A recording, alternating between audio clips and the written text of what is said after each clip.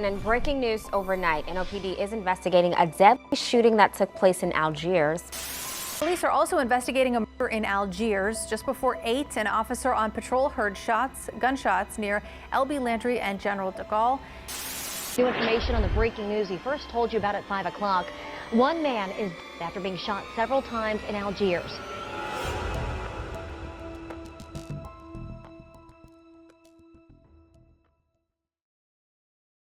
Robert Johnson Jr., better known as Kilo G, was 20 years old, a father, a rapper, and a ghost before the sun ever rose again. On January 14th, 1997, he spent the day like many before it, bouncing between the East Bank and the West Bank. By nightfall, Kilo found himself in Algiers, across the Mississippi, at the Live Oaks apartment complex. There's some amazing artwork inside there as well.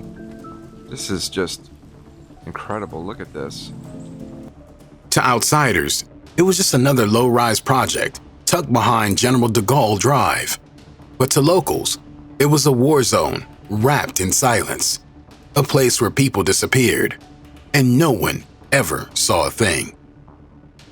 Kilo was visiting his girlfriend, Lakeisha. She lived there with their infant son. At 20, Kilo had already lived longer than some of his friends, but not long enough to feel safe. Some say he seemed tense that night, distracted, paranoid. He spoke little, smoked a cigarette on the porch, kept looking down the street, kept his distance from the phone. Maybe he was tired. Maybe something had happened earlier in the day. Or maybe he knew something was coming. We'll never know for sure. What we do know is that Kilo stayed the night. He was still there when the city fell asleep. And he would never leave that apartment alive. Kilo G ends up getting shot and killed. January 15th, 1997. Just past 4 a.m., the kind of hour when even the streetlights seem to blink slower. When the whole city exhales. And anything can happen. Inside the Live Oaks apartment complex, a door opened. A man was standing there. Not kicking it in, not shouting, just knocking, like he'd done it before. Kilo came to the door while his girlfriend slept. We don't know what was said between them. A few words, maybe less. What we do know is that the conversation ended with gunfire. 3 shots cracked the quiet. One struck Kilo in the chest. Another hit his side. The last tore into his face. He stumbled forward, bleeding, and collapsed just outside the apartment. Lakeisha screamed and rushed out their bedroom. She moved to rush towards him to help, but before she could get out the door, Kilo raised a shaking hand and stopped her. "Don't come out here," he told her. "They might hit you too." Then he dropped to the ground. The shooter vanished into the night, silent and swift. He didn't steal anything. He didn't look back. He came to hit, and he left the job finished. A neighbor called 911. This happened shortly before 5 o'clock on Odeon Avenue at Ptolemy Street. The name of the victim has not been released. Across the river, NOPD homicide detective Charles Watkins was already on patrol. He got the dispatch, a shooting in Algiers Live Oaks. He pulled up on Merle Street and found a woman sobbing on the stoop. That was Lakeisha. Kilo G, Robert L. Johnson Jr., lay nearby on the sidewalk, choking on his own blood, still alive, but fading fast. Detective Watkins knelt beside him, leaned in, asked the only question that mattered. "Who shot you?" Kilo opened his mouth, tried to speak, but no words came. His lips moved, his eyes searched, but whatever he knew, he couldn't say it. The blood had already silenced him. Paramedics loaded him into the ambulance. Lakeisha held her son inside the apartment, still shaking. Kilo never made it to the hospital. Robert Johnson Jr., son, father, artist, and one of the first voices of Cash Money Records, was pronounced dead minutes later. He was 20 years old. Some passings echo. Others disappear into whispers. Kilo G's left both. There was no press conference, no official tributes. The mainstream didn't notice, but in New Orleans, people felt it. How do you deal with one of your best friends who's in your group, that you guys came up together, you had all the success together? He gets murdered before he could even legally drink. Right. It's hard, man. I mean, we still deal with it daily. They talked about how he'd grown quiet lately, how he moved different, how something had been weighing on him. His friends, the one who knew him before Cash Money, remembered him as soft-spoken, focused, just a kid trying to rap his way out. Big Ro, who produced his debut album, The Sleepwalker, would later say he never got in no trouble. He wasn't no bad kid at all. Everybody loved him. Blessed with talent and a great flow. But it wasn't just his friends who were grieving. It was his label too.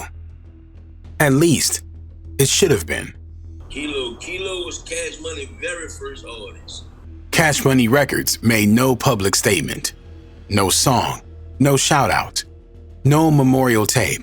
For the first artist they ever signed, the silence was deafening. Lakeisha, Kilo's girlfriend and the mother of his son, was one of the only people who spoke to police. She was at the scene. She saw him dying. And when the detectives asked her if she knew who could have done it, she said only this: he was having problems with his record label. That was the first whisper. And it wouldn't be the last. Years later, Lil Wayne, then just a kid coming up in Cash Money's second wave, would name Kilo G as one of his early influences. On New Orleans radio, he recalled, "I was a huge Kilo G fan. I had the wax, man." That's how long ago that was. But that came long after the fact, after the success, after the money, after the memory had faded for everyone but those who really knew him. Robert L. Johnson Jr. was born in 1976 and raised in New Orleans. He wasn't loud. He wasn't flashy. He wasn't bouncing through clubs like some of his peers. He was quiet, observant, the kind of kid who stayed inside, writing when other boys were playing ball. He started rapping young, scribbling verses in notebooks and memorizing rhymes off Ghetto Boys and Scarface tapes. At 14, he got shot. Two brothers from New Orleans, Brian Baby Williams and Ronald Slim Williams, were building something. They called it Cash Money Records. They wanted someone different, not bounce, not party music. Someone who told street stories like the ones they lived. They found Kilo G. But Kilo was still a minor, so Baby had to cross the river to Algiers and get his grandmother's permission, signature on paper, contract in hand.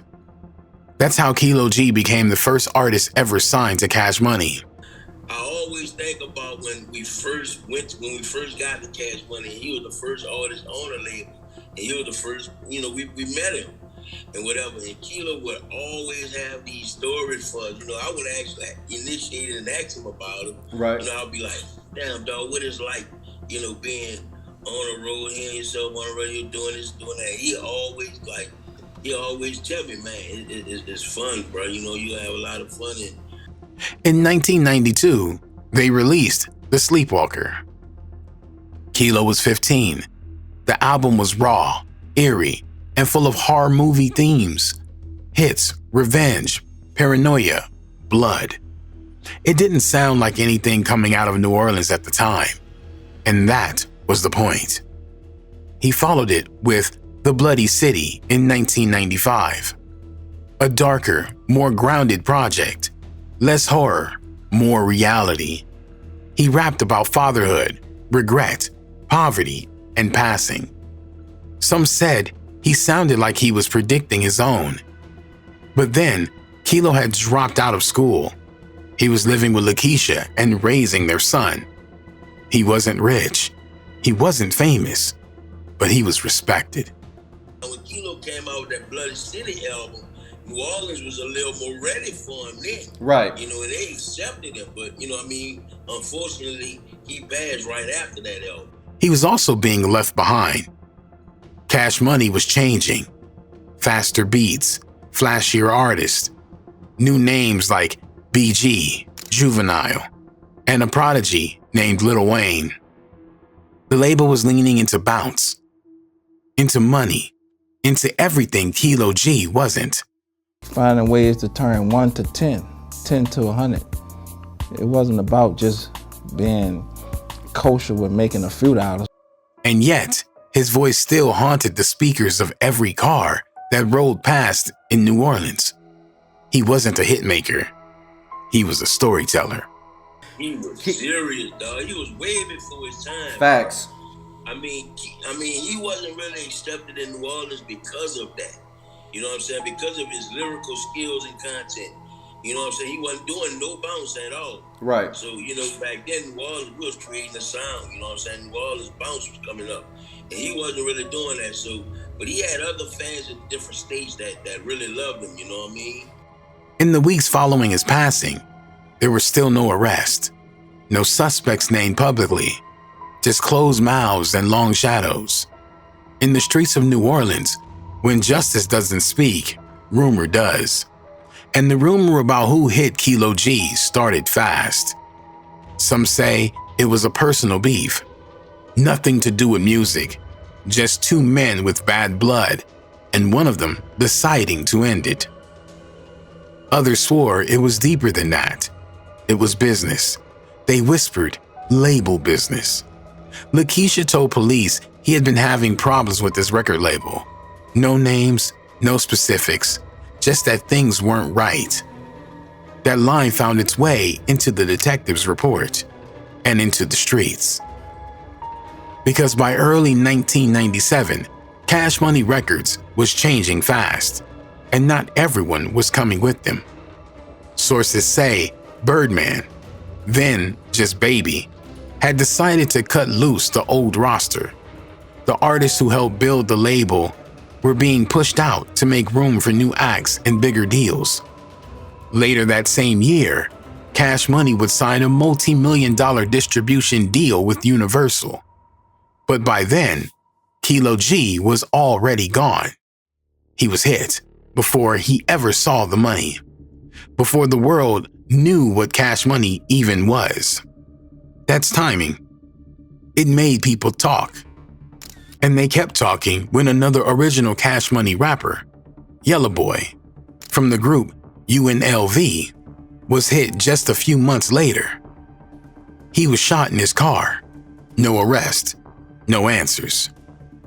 The streets linked the two hits. But one thing that we always discussed when he was living that, we'll never let the name UNLV die.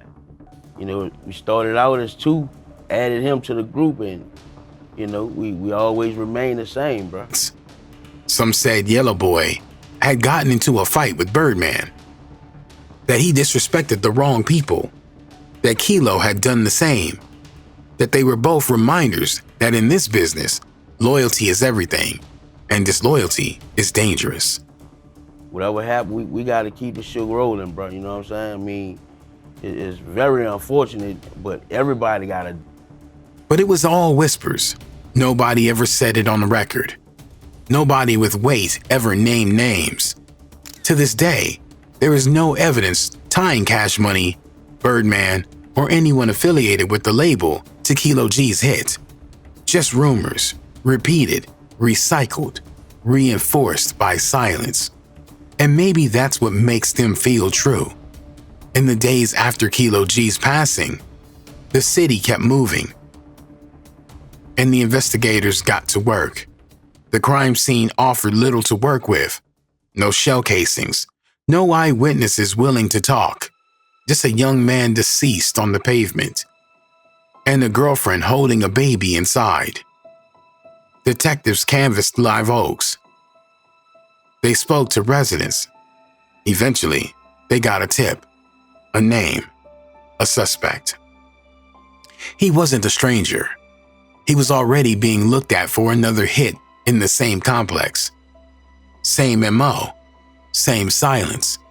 A man who moved at night and lived with his girlfriend nearby. Police hoped she might flip, that she'd talk if they got her alone. But she didn't. Nobody did. Detectives later admitted they had a solid suspect, but with no confession, no cooperation, and no physical evidence that could stick, the case went cold. Kilo G leaves behind his partner, Lakeisha, as well as their son, Robert L. Johnson Jr. Rest in peace, Kilo G.